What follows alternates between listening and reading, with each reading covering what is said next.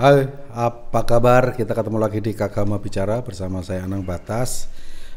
Kagama Bicara adalah satu podcast yang saatnya teman-teman Kagama itu berbicara, bersuara, menyampaikan pendapatnya, mungkin juga menyampaikan pendapatannya. Enggak ding, pendapatnya dok. Terus menjadi media silaturahmi, komunikasi, interaksi antara sesama agama, mungkin juga dengan umum. Artinya supaya aktivitas-aktivitas yang dilakukan teman-teman itu bisa menginspirasi, bisa menjadikan satu referensi untuk melangkah. Nah, apapun itu bentuknya. Jadi sengaja podcast Kagama Bicara juga mudah-mudahan bisa menjadi kayak database lah atau katalog teman-teman alumni dengan segala aktivitasnya. Apa saja kita ikuti terus saja. Jadi jangan lupa subscribe, like, share, komen juga. Mungkin mau usul siapa narasumbernya, tamunya, komen seperti apa, atau bahkan ketika tamu itu dianggap menarik, kemudian pengen dikulik lagi, usul undang lagi, apapun. Pokoknya ini adalah menjadi media interaksi semuanya. Dan kali ini saya kedatangan seorang tamu yang tadi kita ngobrol-ngobrol itu dia sekarang ternyata seorang trainer katanya. Trainer itu bukan orang yang memberi training, tetapi trainer adalah pelaku jasa kereta api, jadi penumpang kereta. Namanya Mas Bogat ya. Bogat Agus Riyono. Yang beliau lahir itu setelah Ramadan, makanya Riyono, Dinten Riyono. Apa kabar Mas Bogat? Alhamdulillah baik. Sehat ya Mas ya? Alhamdulillah ini baru mulai sehat nih. Loh, sempat kenapa? kena flu kemarin. Oh iya tuh? Oh, pesilat ya? Kung flu. Mas Bogat ini dari Cafe Gama. Juga beliau di Saraswanti. Itu apa nanti kita ceritakan. Yang pertama, Mas Bogat dulu berarti FEB ya? Saya FEB. Dulu masih FE? FE ya, FE masuk tahun 83 saya. 83? Jadi tua. Tua ya? Wih. Oh jangan bilang tua, senior. Iya, tapi tapi kadang-kadang expired lah. Mas Bogat 83. Apa? Manajemen, akuntansi? Akuntansi. Karena dulu hanya 2 ya. 3 dulu. Akuntansi, ilmu manajemen. Ekonomi. Oh iya, ilmu ekonomi. Manajemen akuntansi. Waktu itu dekannya Pak. Dekannya waktu saya masuk itu Pak Sukanto. Yang sempat jadi rektor beliau. Dan anaknya cantik. Dulu jadi inceran teman-teman. Nanti detail-detailnya kita apa? Fakultas apa putranya itu? Soalnya Mbak Nia ini fakultas apa ya? Visipol. Oh Visipol. Ya, Mas Bogat, kok tertarik di ekonomi itu dulu? Fakultas ekonomi maksudnya? Sebenarnya sih asal muasalnya bukan mau masuk ekonomi saya. Tapi yang penting masuk UGM. Oh, kuncinya kuwi ya? Iya. Begitu mau masuk, pokoknya yang penting UGM. Iya, karena saya pikir kan pada prinsipnya saya itu pengen mengubah nasib gitu loh. Emang kenapa nasibnya? Ya, saya kan dari kampung nih. Aslinya mana Mas? Purwokerto. Oh Purwokerto. Jakayakua ya. Ya boleh dibilang kere gitu loh. Oh yaudah. Iya, jadi dari keluarga yang sangat biasa gitu.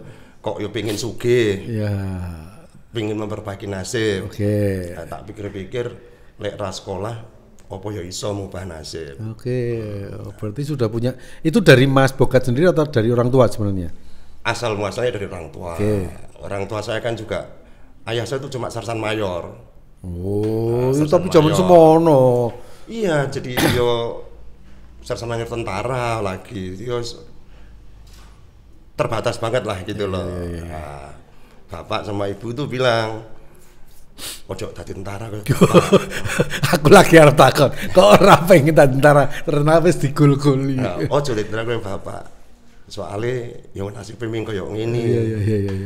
Lek pengin berubah nasib, sekolah sing Sing dhuwur. dhuwur. Nek sekolah sing dhuwur sing di UGM kono. Iya. Nah, jadi yang penting kudu masuk UGM. Ya, ya. Dan ketika sekolah sing dhuwur, karena dulu ekonomi termasuk sekolah sing dhuwur ya. Kalau saya kan sastra nggak ada lantai. Iya itu yang kebetulan. Tapi dalam pikiran waktu itu tak pikir kan saya sekolah kan SMA-nya Paspal, IPA. Oh ya. Targetnya kan sing penting kudu ketompo ning UGM. Nah, nek daftar sing IPA kan mesti angel. Nek ekonomi kan Enggak, IPA ki angele UGM apa sadar diri posisi. jadi sadar diri bahwa nek bersaing dengan sama-sama IPA nanti angel, tak daftar sing IPS wae. Oh berarti langsung IPS bukan IPC, mbiyen IPC Waktu kan? IPC campuran, tapi tak pakai strategi tanpa prioritas. Kan waktu itu bisa daftar IPA. IPA tok iso, IPS iso, IPC. IPC itu pakai prioritas apa? Saya nggak pakai prioritas, tanpa prioritas. Pokoknya sing bijine luwih dhuwur sik endi gitu. Oh, gitu. Jadi ngrepoti UGM no. UGM sing kon milih kok. UGM sing golek perkara. Berarti dulu pilihannya apa ya? Kedokteran, ekonomi. Dua itu ya. Dua. Ketompo ekonomi. Iya. Ya cuman UGM saya tahu juga kalau ini kedokteran kita masalah. Iya. Soalnya apa? Kalau saya masuk kedokteran, mungkin selama sekolah saya juga akan kesulitan. Karena ora iso golek duit. Lo nek ekonomi masih bisa nyambi. Begitu saya masuk di ekonomi iso nyambi. Oh, karena kedokteran mungkin nyontek tapi partikelnya mungkin ya. Nggak mungkin. Jadi saya sejak di ekonomi itu pertama yang saya lakukan apa? Piye caranya golek beasiswa. Dan dapat sampai lulus. Dari masuk sampai lulus dapat beasiswa. Karena miskin. Serius? Lah iya. Enggak kan ada beasiswa yang kategori karena pinter atau karena tidak mampu. Sampai masuk yang mana? Pinter dan miskin. Oh pinter. Nah, ada pinternya, tapi juga miskinnya. Kan waktu didaftarkan kan ada itu kan orang tua sersan mayor ya langsung kepilih. Oh iya toh. Iya, aku arep ngono sakjane kan ra penak. Bapak profesor. Iya justru kuwi nek sugih iki ya ora kan zaman semono Mas dosen itu sampai ada istilah toh kerjane sak dus bayare sak sen. Ini nggak mungkin kategorinya masuk ke situ. Wah kejebak. Oke jalan jane. Jalan piye? Anak jalan aku dari putrane Pak Timbul sampai di putrane bapakku. Wis telat. Setelah. Oke. Tapi memang dari apa ya istilahnya kuliah awal itu sudah nyambi nggak? Saya semester 1 full kuliah. Full semester 1. Semester 1. Okay. Ternyata kiriman uang kurang. Loh, katanya dapat beasiswa. Nah, terus semester 1 selesai daftar beasiswa. Oh, baru ya langsung dapat. Okay. Di semester 2 saya sudah langsung dapat beasiswa. Terus nyambi pertama itu nulis di koran. Oh, kolumnis. Ya. KR, Bernas. Loh, saya ngomong-ngomong kan semester 1 merasa duitnya kurang. Semester 2 dapat beasiswa. Berarti kan sebenarnya cukup. Ya beasiswa kan sebulan cuma 25.000. Ini kan zaman semono, Mas. Zaman semono kan tetep wae kurang. Nggo bayar SPP nih barang, nggo tuku buku, nggo fotokopi. Beasiswanya itu bentuknya seperti itu ya, per bulan 25 gitu ya. Per bulan 25.000. Okay. Nah, nulis di koran lumayan. Kalau pas dhisik aku nulis koran iki ya sak nekat-nekatku. Sekolah ekonomi, nih sing tak tulis yang paling akeh olahraga. Jadi aku koyo wartawan olahraga. Apa lho ekonomi dari sudut pandang olahraga atau olahraga dari sudut pandang ekonomi? Waktu itu memang masuk UGM yang seperti itu juga cukup banyak. Satu dulu bareng sama Ahmad Firman, bareng Asnar Sopo ya Fakultas Hukum. Itu gantian nulis olahraga. Itu satu artikel itu dibayar zaman semono Rp6.000. 6.000 ya, tapi zaman segitu 6.000 artikel lumayan seminggu ping loro Sulan ping 8. Wow, 6 ping 8 wis lumayan. Nah, lumayan. Nah, kan waktu itu memang ibaratnya gini, dulu itu kan orang kalau nggak obah ya, kan bukan ada duit lalu bergerak, tapi kalau dulu karena nggak ada duit bergerak kan. Bedanya dengan generasi yang sekarang-sekarang kan gitu kan. Ya memang beda sih situasinya ya. Tapi sebenarnya yang membuat saya hidup juga selain 2 hal itu juga tertolong oleh orang Jogja. Ngapa maksudnya? Orang Jogja itu jasanya sangat besar. Karena jadi Jogja itu ya orangnya itu menurut saya itu sangat welcome gitu ya. welcome, sangat permisif. Jadi kita kos itu waktu itu orang bayarnya kadang-kadang ora apa-apa. Iya. Kayak apa-apa. Dianggap keluarga lah Dianggap ibaratnya. keluarga, termasuk sampai kalau pas sakit ya dikeroki barang kan. Oh iya. Jadi kita itu makan ya sangat murah. Bayar kos yo kadang-kadang telat-telat ya ora apa-apa. Ya apa nek karo pas randidit ra iso mangan kadang-kadang malah dikasih makan sama induk semangnya. Sampai induk semang. Jadi induk semang itu ya koyo ibuke dhewe, koyo mbah dhewe gitu loh. Jadi saya pikir UGM ya berjasa sekali buat saya. Keluarga Jogja itu juga sangat berjasa. Mengubah kere jadi sekarang koyo wong lah. Itu kos di daerah mana dulu? Karangmuni, Jakal, iya, masuk ya. Karangmuni Blok B4 tempatnya Mbah Wongso namanya. Wow, siapa? Di sekitarnya situ ya ono warung-warung kaya Mbah Gito, kaya Mbah Darmo, yang kita ngambil nasi sak karepe. Bayare yo nyatet. Ya, engko nek akhir bulan atau nek pas didit ya Mbah niki. Engko nek wis cartane kokean pindah kos. Nakale cambian ngono kuwi. Cambian kayak gitu. Iya. Masuk ke SGPC Darmaji.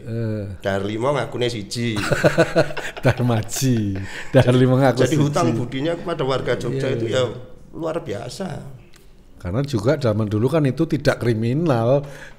Nek saiki ya iso dianggap kriminal, Mas. Iya, karena karakter orang Jogjanya itu sendiri. Jadi waktu ketemu dengan Mbah Gito, Mbah Darmo sudah lulus gitu ya. Kita kan yo nyangoni meneh to. Iya. Terus kan takon, "Loh, Mbah, apa jenengan ya pirsa?" Ya ngerti. Iya. Bocah-bocah ngono ya ngerti. Iya, Mbangane wong kaliren sakno. Betul. Itulah hebatnya dulu. Dan ketika istilahnya ketika sukses terus balik ke situ mau ngasih aja belum tentu mau kan. Belum tentu mau. Jadi kita yang piye carane ben kerso. Kadang-kadang zaman sebenarnya kan mereka juga jarang naik mobil toh. Kita datang bawa mobil terke jalan keliling-keliling. Ayo Mbah tindak-tindak Mbah. Oh wis ra ilok-ilok itu. Dan sekarang fenomena itu sudah jarang ketemu ya. Iya, komersialisasi kehidupan itu sangat luar biasa berubah. Ya termasuk yang saya sangat prihatin gitu ya. UGM-nya itu kan sekarang sudah makin dahsyat, luar biasa besar. Di CI kalau kita pergi kuliah mobil kan jarang. Sekarang masuk UGM golek parkiran angel setengah mati. Bukanlah hanya yang menyempit tapi karena kebutuhannya yang semakin lebar. Iya, jadi terus kalau berpikir UGM itu sebagai kampus kerakyatan, nek tak delok rakyatnya sudah kaya-kaya semua, jadi kerakyatannya tetap seperti itu, atau memang sudah terjadi perubahan sing kiri-kiri angel mlebu ning UGM. Bisa juga, atau perubahan konsep kerakyatan. Bahwa konsep kerakyatannya itu kerakyatan yang mana, yang bagaimana, yang seperti apa. Loh ya kan bisa loh. Karena misalnya gini, sepele yang tadi disampaikan Mas Bogat ketika bicara Induk Semang. Sekarang nyari kos yang ada Induk Semang aja sudah susah. Artinya interaksi itu sudah secara sosial susah ketemu. Nah, itu yang harus kita pikirkan. Para induk semang yang dulu dengan anak keturunannya, sekarang ada di mana? Iya, bisa jadi dia ternyata karena kebutuhan, akhirnya dijual. Iya, terkikis oleh kemajuan zaman. Iya. Nah, akan tapi itu kan sebenarnya kayak UGM gitu. Mestinya punya pemikiran etis gitu. Iya. Punya pemikiran etis. Bagaimana caranya agar warga masyarakat di sekitar UGM itu juga jangan sampai terkikis habis gitu loh. atau jangan sampai keluar hilang ya. Iya, gitu. atau dalam apa ya pemikiran yang lebih luas, contohnya di Jakarta, orang Betawi hilang, betul. Bukan tidak mungkin loh, Jogja nanti orang Jogjanya hilang loh. Ya itu fenomena perkembangan seperti itu hampir semua tempat akan seperti itu kan. Nah itu kan sebenarnya kadang-kadang orang menganggap ya wong-wongnya kesat sih, misalkan ya bisa seperti itu. Tapi di lain pihak sebenarnya kan yang lebih kuat punya kewajiban untuk mengangkat gitu loh. Betul. Adi, berarti ada sistem yang selama ini mindsetnya salah karena ketika sudah menjadi kuat kadang-kadang lupa pada yang lemah. Jadi saya berpikir bisa nggak sih ya sebenarnya kayak UGM itu setiap tahun harus ada kuota untuk orang Jogja. Atau lebih tepat lagi nggak cuma Jogja, tetapi bahwa yang paling dekat dengan UGM. Ya. Jadi nggak ada salahnya loh sistem zonasi. Karena itu kan untuk mengikat warga dekat yang semakin punya hubungan emosional. Kalau mereka punya kekuatan kan nggak mungkin melepaskan asetnya. Iya betul. Iya betul. Nah sekarang memang sebagian besar kan kalau saya lihat seperti di kampung saya sekarang, saya tinggal di Pogung gitu. Itu praktis orang baru semua ya. Nah orang lama yang tersisa itu tukang pemungut sampahnya. Oh. Jangan-jangan tukang pemungut sampah yang ada di Pogung itu dulu ya pemilik tanah di situ. Bisa juga. Iya. Kan mesake nasib seperti itu. Hanya karena mereka nggak punya kesempatan untuk sekolah. Ya. Karena tanah semakin mahal, dia semakin butuh. Tidak punya kemampuan untuk mengelola itu dengan baik. Iya. Akhirnya ya mungkin sepakat sih usulnya Mas Bogat bahwa mumpung durung ya mudah-mudahan masih ada tersisa-sisa yang bisa diberikan kesempatan sehingga dia bisa mengelola aset mereka, aset itu bisa aset dirinya maupun aset dalam bentuk sumber daya alam yang dia miliki kan gitu. Iya betul. Okay. Dan dalam jangka panjang orang Jogja jadi nggak akan pernah hilang, nggak akan tersisih gitu loh. Nah mudah-mudahan didengar, karena saya juga nggak tahu sih apakah ada nggak sih sebenarnya kuota itu gitu. Saya nggak pernah dengar tentang kuota itu, tapi mestinya memang harus dipikirkan. Ya. Kalau yang lemah meminta, orang Jogja itu nggak punya karakter minta. Iya, betul. Orang Jogja itu mau memberi. Jadi dia itu filsafatnya kayak bumi, kayak matahari. Iya. Memberi, nggak pernah mau meminta. Jadi kita yang harus tahu diri, memberi ke mereka. Ya, dan itu kan filosofi kayak lagu tentang ibu kan. Hanya memberi, tak harap kembali. Nah, sama kan. Itu orang Jogja itu kayak gitu. Iya. Oke, mudah-mudahan lah harapan ya itu juga pasti keterlibatan teman-teman dari Kagama terutama yang sudah punya dalam tanda petik punya power ya bisa memberi usulan. Itu saya pikir melalui Kagama bisa disampaikan usulan kepada UGM agar memberikan kuota seperti itu ya. Jadi UGM nanti mengakar kuat, menjulang tinggi, tapi juga tidak mengorbankan orang-orang yang sudah berjasa yang ada di sekitarnya. Ini gitu takutnya mengakar kuat, akarnya hanya di UGM, menjulang tingginya yang sini kelompat. Iya, koyo ya kepayungan terus jadi nggak bisa tumbuh gitu. Iya. Jangan sampai seperti itu kan. Iya. Oke, makanya kan mudah-mudahan dengan podcast Kagama Bicara ini kan kita tidak sekedar profiling. Iya. Makanya Mas Bogat tadi ketika kita belum mulai acara kan boleh nggak ngomong gitu? Boleh, karena justru ini supaya kita punya apa ya media lebih luas lagi untuk berinteraksi apapun bentuknya kan bisa, meskipun nanti Mas Bogat akan saya dodok untuk bercerita tentang aktivitas sekarang, tapi ini sebagai prolognya sangat menarik karena selama ini nggak ada yang menukiknya ke situ. Ya terima kasih ada artinya ini menjadi sebuah apa ya ornamen penting yang seperti yang saya sampaikan bahwa Kagama Bicara itu media interaksi, media silaturahmi, sekaligus juga ya nggak apa-apa media sambat, meskipun bukan bisa sambat dirinya sendiri, bisa sambat tentang yang lain, bahkan kita juga perlu memikirkan adik-adik kita yang masih kuliah besok mau seperti apa, misalnya gitu kan. Iya betul. Oke Mas, aman ya, cukup ya sampai situ dulu ya. Mudah-mudahan nanti bisa menjadi, apalagi sebentar lagi kan ada Rakernas. Oh iya. Itu kan penting juga menjadi isu gitu kan. Iya kan? Betul. Jangan sampai kita memilih ketua yang isu itu dihilangkan. Mudah-mudahan juga podcast Kagama Bicara mudah-mudahan bisa juga menjadi sarana rekonsiliasi setelah kemarin agak panas-panasan. Ulah terus UGM itu ojo dibablaske lah. Iya. Sebenarnya semuanya kebanggaannya UGM toh. Iya. Mana ada perguruan tinggi sing alumni ini papat ya. Papat. Gelut meneh.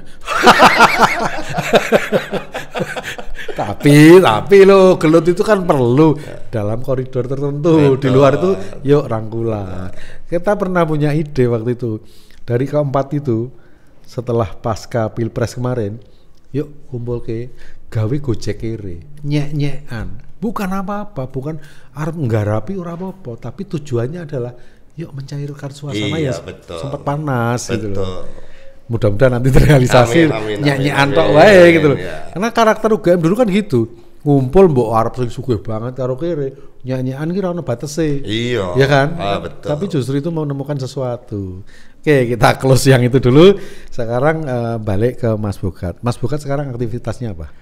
Aktivitas sehari-hari pertama dosen. Oh, masih dosen? Masih. Di FEB? Di FEB UB Brawijaya. Malang. Iya. Berarti wirawiri ke sana atau online? Oh ya wirawiri. Sekali-sekali online. Makanya trainer itu termasuk ke Malang gitu ya? Trainer itu. Hari Kamis malam nyepur ke Malang. Jumat seharian ngajar. Nanti Jumat malam atau Sabtu pagi pulang. Ora kesel Mas? Ya kewajiban. Hampir meneh. Ya kudu dilakoni toh. Itu tujuannya ekonomi atau karena menularkan ilmu? Pertama karena saya kan lulus kerja jadi dosen. Jadi karena saya sejak awal mau jadi dosen. Ya harus ditepati. Ya. Akad itu nggak boleh dihilangkan ya. Nah dari saya menjadi dosen itu saya jadi punya kesempatan untuk mengerjakan yang lain. Dan ini aku rada jadi dosen, mungkin yang lain juga nggak ada. Yo kesimpulan dosen itu kayak selone. Enggak gitu. Oh, enggak gitu ya. Jadi yang paling penting ojo nglalekke. Ya. Ojo nglalekke. Nah, dengan jadi dosen itu kan sebenarnya kan juga apa ya? Kan harus melakukan pengajaran knowledge, skill, attitude. Oke. Apalagi saya ngajarnya kan di FEB, ekonomi dan bisnis. Ya. Kan sebenarnya kan tidak cukup hanya memberi pengetahuan saja. Ya. Kalau saya bisa membagi skill, betul. Kan akan lebih bagus, membagi attitude lebih bagus. Ya. Nah, dengan saya punya pengalaman di bisnis, maka saya bisa mewarnai pengajaran saya kepada mereka. Tidak hanya sisi akademis tok ya. Nah, jadi saya jadi dosen. Nah, jadi dosen saya sempat berpikir-pikir harus kerja apa sambilannya ya. Karena bagaimanapun semua tahu lah gaji dosen memang tidak. Nah, balik sing mau toh berarti. Ya, berarti tapi percaya toh mau. Asal muasalnya kan dosen dulu. Lah iya enggak maksudnya balik sing aku mau bapakku profesor ning. Lah kan kerjane sak dus bayare sak sen. Iya, dulu. Itu ada betulnya. Jadi akhirnya berpikir karena saya akuntan, sempat ke akuntan publik. Ada akuntan publik, kok rasanya saya nggak terlalu dapat kemajuan. Ya masih berkutat di itu terus ya. Kenapa kok seperti itu? Saya kan di Malang, akuntan publik yang maju kan pasti di Jakarta. Ya. Waktu itu transportasi Malang Jakarta kan masih susah. Ya, kereta wae batas banget ya. Jadi akuntan publik di Malang ya saya nggak bisa berkembang gitu kan. Terus akhirnya kerja di pabrik pupuk. Sempat kerja pabrik pupuk saya di Gresik. Belum yang sekarang ya. Belum. Nah, di pabrik pupuk itu nanti ada bos saya itu. Jadi kebetulan waktu di pabrik pupuk itu GM-nya Mas Hari Hardono. Oh, Mas Hari sempat di sana toh? Mas Hari Hardono itu dulu juga karyawan. Beliau dulu karyawan di pabrik pupuk itu sebagai GM. So sampean? Saya staf keuangannya. Oh, di pertemuan secara struktural kerja itu dari situ. Di situ ya. Okay. Nah, terus saya keluar, saya jadi GM di perusahaan properti di Malang. Masih di Malang. Kalau tadi pabriknya di Gresik, saya pindah balik ke Malang. Itu masih dosen waktu di Pupuk itu? Tetap dosen nggak pernah keluar. Nggak pernah keluar. Mas Hari kemudian keluar bikin pabrik sendiri. Ada Mas Hari jadi pengusaha pupuk top. Ya. Nah saya kerja di properti sampai tahun 2009. Saya keluar 2010 ketemu lagi dengan Mas Hari. Sudah di perusahaannya. Nah, Mas Hari bilang, Mas, aku susah ngatur perusahaan iki. Kok gabung karo aku neng Surabaya. Oh iya. Saya bilang, aduh Mas, kalau di Surabaya nggak bisa. Sekarang saya di Jogja. Jadi setelah keluar dari properti itu, saya berangkat ke Jogja karena anak saya mau sekolah di Jogja. Oh sekolah masih? Sekolah. Kuliah. Oh kuliah. Nah saya kembali ke Jogja sekaligus kuliah lagi juga. Oh. Jadi saya kuliah bareng sama anak saya. Anak saya masuk S1, saya masuk S3. Berarti ben ketok nom ya, tadi sebaya mlebu kuliah bareng. Bareng, betul, kuliah bareng. Nah saat seperti itu Mas Hari bilang, ayo balik neng Surabaya. Aku wis pusing ngurusi perusahaan. Nah, terus akhirnya saya bilang nggak iso Mas, saya di Jogja. Malah akhirnya tak bikin pusing sekalian Mas Hari. Nah, di Jogja karena saya kan sudah jadi orang properti, keliling-keliling yang Yojo, lihat situasi, ketemu Den Barkah. Den Barkah. Itu Pak Gebluk gitu. Nah, itu betul-betul Pak Gebluk yang berkayu. Sesuai namanya. Kok ono lahan yang bisa dikembangkan gitu. Jadi saya telepon Mas Hari, Mas, ini ada lahan yang bisa dikembangkan. Tenan po. Jari sopo? Barkah kok digugu. Bodoh, wong Barkah ngilo wae ora percaya. Lah dipirsani sik to. Iya. Akhirnya datang dipirsani, ya datang bareng sama Barkah juga. Langsung bilang, wah Barkah ternyata ra ngapusi. Tumben.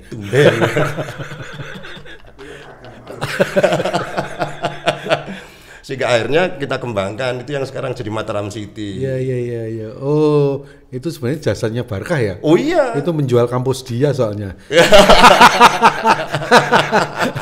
Jadi gini teman-teman, mungkin banyak yang sudah tahu Barkah itu siapa, tapi dulu Barkah itu sempat dosen kan ya di sana. Sempat. Di sebuah kampus yang akhirnya karena kampus itu mungkin membayar Barkah sebagai dosen kurang, dia jual tanah itu ke Mas Haridon. besok tadi usulannya, soalnya Barkah besok harus jadi narasumber di Kagama Bicara. Iya. Tapi angel direm ya Mas. Oh, tapi kan yang penting inspirasi ya. Iya, betul. Bahwa inspirasi itu kan tidak harus yang dari yang positif. Iya, kadang-kadang malah kehebatan kita kalau bisa mengubah yang negatif jadi positif. Nah, kalau Barkah itu tetap negatif, tapi kita yang bisa mengambil sisi positifnya. Itu dia. Hidayah. Oke, terus berarti yang mengawali properti di sekarang Alana Mataram City itu Mas Bogat ya? Iya, saya dengan Mas Hari. Iya, enggak, maksudnya dulu kan Mas Hari tidak di situ gitu loh. Enggak. Dan itu pertama kali propertinya Mas Hari? Enggak. Mas Hari sempat punya, bukan sempat ya, waktu itu punya properti tapi masih di level RS. Oke. Nah, saya kan di Malang kan jadi GM di perusahaan properti kelas tinggi ya. Besar ya. Kawasannya 1000 hektar. Wow. Kota Araya gitu. Jadi waktu gabung lagi dengan Mas Hari, saya bilang ke Mas Hari, Mas, jenengan itu levelnya bukan level RS. Iya. Levelnya ada level properti yang tinggi lah. Jadi ini sudah saatnya untuk membuat nama gitu. Jadi kita buat yang artinya yang sesuai lah. Tonggak gitu. Properti perubahan itu ya sampean ya yang termasuk. Ya saya berkontribusi lah di situlah. Makanya jujur aku pas kenal pertama karo Mas Bogat, kok Mas Bogat kok kita koyo wong penting to ning kono. Karena aku pertama kali ketemu Mas Bogat itu nge-MC di acaranya Mas Hari kan. Iya betul. Aku cuma sopo tuh cah iki yo. Aku ngerti cah agaman kok jelek itu. Mas Hari itu sangat luar biasa. Jadi saya tuh dia yang berjasa ke saya ya tadi ya, UGM jelas berjasa. Warga Jogja berjasa. Mas Hari Hardono itu juga sangat berjasa. Iya. Karena pada waktu 2010 tuh ketemu, terus lihat tanahnya, beliau langsung bilang, saya mau invest di sini. Ning kudu kowe sing garap. Okay. Sahamku sak ngene, sahammu sak ngene. Piye setuju ora? Mosok yo, Mas aku kepeksa iya. Iya itu luar biasa itu Mas Hari itu wong apik. Oh luar biasa, luar Beliau biasa. mau nggak ya besok diundang? Mau. Oh ya. Oh beliau tuh kok orangnya sangat apa ya? Sangat terbuka dan sangat welcome kalau diajak gini-gini. Iya, tapi sayangnya kan beliau tuh kadang orang yang nggak mau pamer. Padahal kan kita kan pengen. Oh ini kan nggak pamer. Nah inspirasi itu kan harus ada menunjukkan. Betul, betul. Dan sebenarnya Mas Hari maupun saya itu setelah berkembang gitu, itu sama-sama punya pemikiran yang sama juga sebenarnya terkait inspirasi. Inspirasi yang ingin kita berikan itu apa? Bahwa orang pribumi juga bisa usaha. Keren banget itu wes. Ojo dijajah oleh wong cedake dhewe sing dudu dhewe. Sebenarnya kita tidak perlu merasa dijajah. Kita tidak perlu merasa iri, tidak perlu merasa benci. Tapi yang harus kita lakukan adalah saingi. Iya, justru ambil peluang itu ya. Iya, jadi inspirasi yang sebenarnya kita ingin tunjukkan ya dalam diam maupun dalam ngomong gitu. Ternyata kere Jowo yo iso usaha gitu. Iya, wah luar biasa itu. Itu simple tapi dalam. Simple tapi dalam. Nah, terus posisi Mas Bogat sekarang di Saraswanti sebagai. Jadi Saraswanti itu sekarang kan sudah tumbuh kan holding besar holding kan ya. Jadi dia itu kalau jumlah perusahaannya sekitar 40-an ada, 40-an perusahaan ada. Itu dikelompokkan jadi 5. Pas aku nge-MC kayak selawe sian. Cepet banget, lu cepet berkembangnya perusahaan daripada karirku ya. Mas Hari itu sangat dahsyat kok itu. Jadi 40 itu terkelompok dalam 5 divisi. Ada divisi pupuk. Ini memang keahliannya Mas Hari dari awal. Iya. Pupuk, habis pupuk kebun, kebun, terus properti. Oh, lab baru. Lab. Terus properti, terus aneka usaha. Yang aneka usaha ini untuk supporting yang lain-lain. Jadi seperti pupuk ini kan karena kita melayani antar pulau, kan untuk menjamin jangan sampai ada keterlambatan pengiriman dan sebagainya. Berarti ekspedisi juga akhirnya. Iya, sekarang kita juga ada kapal. Itu masuk di aneka usaha. Hulu hilirnya akhirnya dapat. Iya, jadi seperti itu. Nah untuk yang properti kita sudah ada beberapa di Surabaya, di Jogja, ini sedang lagi menyiapkan di Sentul, dan ada di Bekasi, di Ambarawa ya. Kita juga sedang mengembangkan di Jawa Tengah lagi juga. Jangan semakin menggurita. Nah mudah-mudahan itu bisa bermanfaat karena apa? Jumlah karyawan kita kan sudah banyak sekali. Sekarang kita pikirkan juga bagaimana karyawan juga tetap bisa bekerja dan makin banyak karyawan kan insya Allah makin banyak doanya. Amin. Ada berapa karyawan sekarang total? Kalau di properti sendiri hampir 1.200-an. Itu baru properti. Padahal 40 perusahaan. Kalau yang di pupuk, karena Mas Hari sekarang pabrik pupuknya itu yang di Mojosari ada, di Sampit ada, di Mempawah ada, di Medan ada, Pekanbaru, Palembang, itu ya mungkin bisa duit dan wah banget ya. Itu tapi sombongnya itu masih kalah sama Barkah loh itu Mas Hari. Mas Haridon itu duitnya akeh, ning wonge low profile. Nek sing jenenge Barkah kuwi duitnya cekak. Wah, ning jembar banget omong. Sing penting banter sih. Oke, luar biasa. Oke teman-teman, ini memang kita sebenarnya banyak sekali ini yang kita harus diobrolkan sama Mas Bogat, bahkan di nggak cuma aktivitas personal, di dosennya, di company-nya dan lain sebagainya, tapi justru gini Mas, konsepnya podcast Kagama Bicara itu memantik supaya nanti akan diskusi next di luar podcast. Kalaupun ada yang request lagi Mas Bogat, ya Mas Bogat harus mau dengan tema yang mungkin beda. Kalau ini awalnya profilingnya aja. Ya kalau saya sih, ya saya Mas Hari, Barkah itu pada prinsipnya kalau bisa sharing ya, itu pasti akan menyenangkan ya dengan senang hati. Ya. Makanya kemarin waktu Mas Tomo menghubungi saya juga rasanya jawabnya nggak sampai hitungan detik. Oh iya lah. Nah, Mas Tomo hubungi saya. Kita urung rampung takon wis langsung jawab ya Mas. Loh, pokoknya Mas Bogat dadi ngene. Iso. Lah gimana? Saya tadi yang saya bilang sekokere berubah jadi orang itu ya karena UGM. Iya. Nah, terus aku bisa memberikan apa? Betul. Nek ming sekedar ngomong ngono mau piro angele, Piro angele. Ya betul. Kuwi tapi real. Ada balik meneh koncoku mau ngomongnya ya akeh. Real mbuh. Tapi oke, kayaknya kita harus kita tutup dulu podcast Kakak Mau Bicara. Dan teman-teman kalau memang berkehendak kita sharing lebih jauh lagi silakan komen.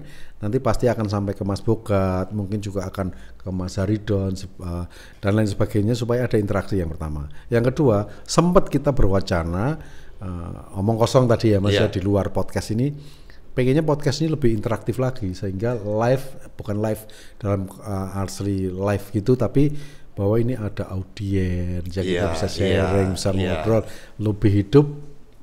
Durasi jadi ya sampean adik-adik yang akan capek. Jarang loh podcast nganti dawa, tapi saya yakin ini hanya kita pemancing Mas, kita mudah-mudahan sih Kakak Mau Bicara bisa berlanjut sampai kapanpun dengan banyak hal yang topik-topik yang menurut saya penting. Ini kosong-kosong dulu nggak apa-apa gitu. Yang penting kan saya itu tugasnya adalah ngompori dulu saja. Nanti efeknya ke depan monggo. Jadi teman-teman gitu ya, cukup dengan Mas Bogat untuk kali ini. Mudah-mudahan bermanfaat, mudah-mudahan ini menginspirasi semuanya dan terutama kepada adik-adik bukan hanya mahasiswa UGM tetapi juga mahasiswa-mahasiswa kampus yang lain bisa memetik dari obrolan ringan kita. Saya yakin pasti banyak sih yang bisa menyerap apalagi kita saiki pinter-pinter. Oh iya betul. Bisa ngambil sudut-sudut yang lain gitu ya. IP ini dur-dur banget ya. IP ini dur-dur apa meneh nek dhek ndek sedulur kae. Mesti IP ini. Wah. Tak tambah IK. IPK. Aku IP ku ki ono Mbak Yu IP Mas IP. Oke Mas Bogat, matur nuwun, sehat selalu. Kita ketemu lagi next di podcast Kakak Mau Bicara. Terima kasih, selamat siang, Canang Batas.